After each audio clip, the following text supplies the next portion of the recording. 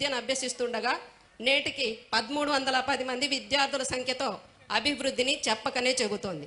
మన పాఠశాలలో చదువుకొని అనేక మంది ప్రముఖులుగా ఎదిగిన పూర్వ విద్యార్థులు శ్రీ ఏ సాయి ప్రతాప్ గారు, మాజీ ఎంపీ, మాజీ కేంద్ర మంత్రివర్యులు, డాక్టర్ ఎస్ ఖలీల్ బాషా గారు, మాజీ ఎమ్మెల్యే మరియు మంత్రివర్యులు, శ్రీ హాజీ ఎస్ అహ్మదుల్లా గారు, మాజీ ఎమ్మెల్యే మరియు మంత్రివర్యులు, లేట్ శ్రీ శివానందరెడ్డి గారు, మాజీ ఎమ్మెల్యే. మన ముందు ఈరోజు సభలో శ్రీ ఎన్ ఖాదర్వల్లి రిటైర్డ్ డిఎఫ్ఓ గారు. వీరు 1970 నుంచి 1975 వరకు ఈ పాఠశాలలో చదివారు. అలాగే doctor NS Venugopal MSc PhD BL. వీరు 6 నుంచి 10 తరగతుల వరకు మన పాఠశాలలో విద్యను అభ్యసించారు. కె కావ్య హైకోర్టు నందు మాస్టర్గా పనిచేయుచున్నారు. ఈమె 10వ తరగతి మన పాఠశాలలో 2012-2013 విద్యా సంవత్సరంలో పూర్తి చేయడం జరిగినది.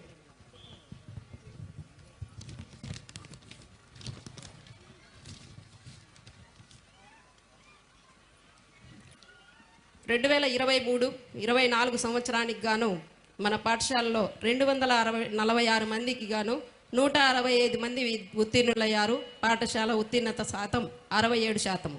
ఈ విద్యా సంవత్సరం అనగా 2024-25 గాను 230 మంది 10వ తరగతి విద్యార్థులు పబ్లిక్ ఎగ్జామినేషన్ కొరకు ఫీజు చెల్లించి ఉన్నారు.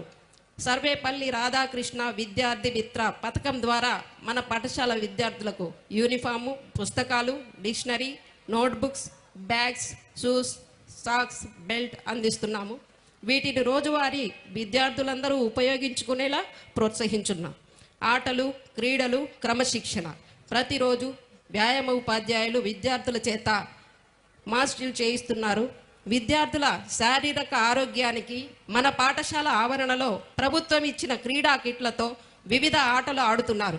స్కూల్ గ్రౌండ్లో badminton, kabaddi, archery, fencing, football ఇంకా 18 రకాల ఆటలు ఆడించడం జరుగుతున్నది. 2014 నుండి వరుసగా జిల్లాలో క్రీడా ప్రతిభ అవార్డును నేటి వరకు వరుసగా కైవసం చేసుకుంటున్నారు. 2021 నుండి స్టేట్ లెవెల్ స్పోర్ట్స్ ఎక్సలెన్స్ అవార్డులు రాష్ట్రంలో 2023-24 ఇయర్కు గాను స్టేట్ ఫస్ట్ ప్లేస్ సాధించడం జరిగింది. ఈ పాఠశాల నుండి అంతర్జాతీయ స్థాయి, జాతీయ, రాష్ట్ర స్థాయిలో కొన్ని వందల పథకాలు సాధించడం జరిగింది. అందులో భాగంగా పూర్వపు విద్యార్థిని కె వెన్నెల 2018లో అంతర్జాతీయ స్థాయిలో బ్యాడ్మింటన్లో 5వ స్థానం సాధించి, అలాగే ఆర్చరీలో కె మహాలక్ష్మి, హర్షవర్ధన్ జాతీయ స్థాయిలో ప్రస్తుతం రాష్ట్ర గౌరవ ముఖ్యమంత్రి శ్రీ నారా చంద్రబాబు నాయుడు గారిచే ప్రశంసా పత్రము మరియు 20,000 రూపాయల నగదు, ఒక ట్యాబు, బంగారు పథకం అందుకున్నారు. పి సులోచన జాతీయ స్థాయిలో రెజ్లింగ్ నందు కుస్తీ పోటీలో కాంస్య పథకం సాధించింది. ఈ విజయ పరంపర నేటికిను కొనసాగుతున్నది.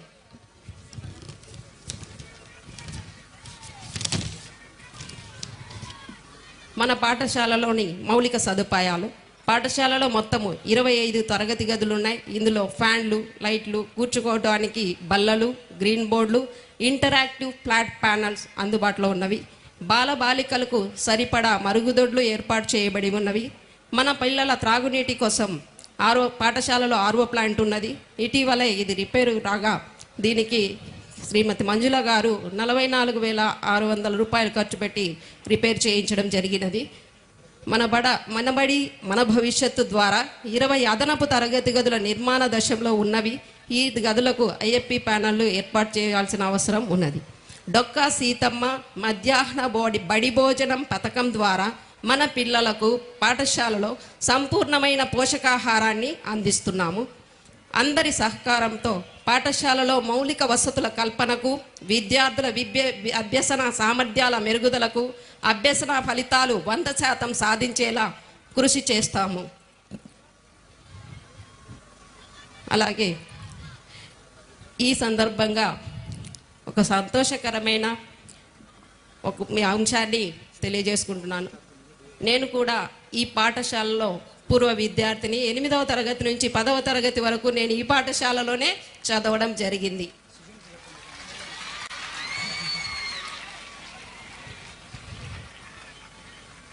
అందరికీ వచ్చిన తల్లిదండ్రులందరికీ ఒక ముఖ్య విషయము, సమావేశము పూర్తి అయిన తరువాత ఈ సమావేశం పైన మీ యొక్క అభిప్రాయాలను సూచనలను స్టేజ్ పక్కనే ఒక సజెషన్ బాక్స్ ఉంచడం జరిగింది. దాని మీద మీ సూచనలను రాసి సూచనల పెట్టెలో తప్పనిసరిగా వేయాలని కోరుకుంటున్నాము. తర్వాత ప్రోగ్రాం అంతా పూర్తయిన తర్వాత అందరూ కలిసి డొక్కా సీతమ్మ మధ్యాహ్న బడి భోజనం చేసి వెళ్ళవలసిందిగా ప్రతి ఒక్కరిని మనస్ఫూర్తిగా కోరుకుంటున్నాను. ఈ అవకాశం ఇచ్చిన పెద్దలందరికీ నమస్కారాలు తెలియజేసుకుంటున్నాను. Thank you one and all.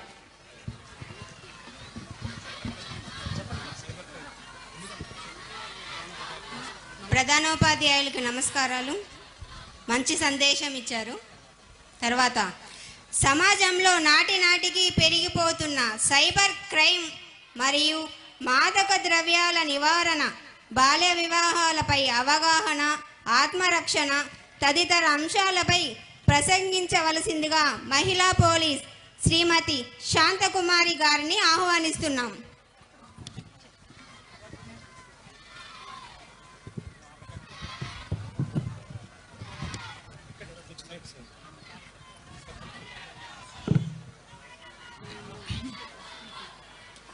Parents and teacher మీటింగ్కి విచ్చేసినటువంటి గౌరవనీయులైనటువంటి డిప్యూటీ సీఎం గారైనటువంటి శ్రీ కొణిదెల పవన్ కళ్యాణ్ గారికి, మరియు కడప శాసనసభ సభ్యురాలైనటువంటి రెడ్డప్ప గారి మాధవి మేడం గారికి, మరియు కడప జిల్లా కలెక్టర్ సార్ అయినటువంటి మరియు ఎస్పీ సార్ గారికి, ఇక్కడ వేదికను అలంకరించినటువంటి అందరి ఉన్నతాధికారులకి మరియు పెద్దలకి నా నమస్కారాలు. నేను ఈ స్కూల్కి సంబంధించి సచివాలయ మహిళా పోలీస్గా ఇక్కడ పనిచేస్తున్నాను. నా పేరు శాంతకుమారి.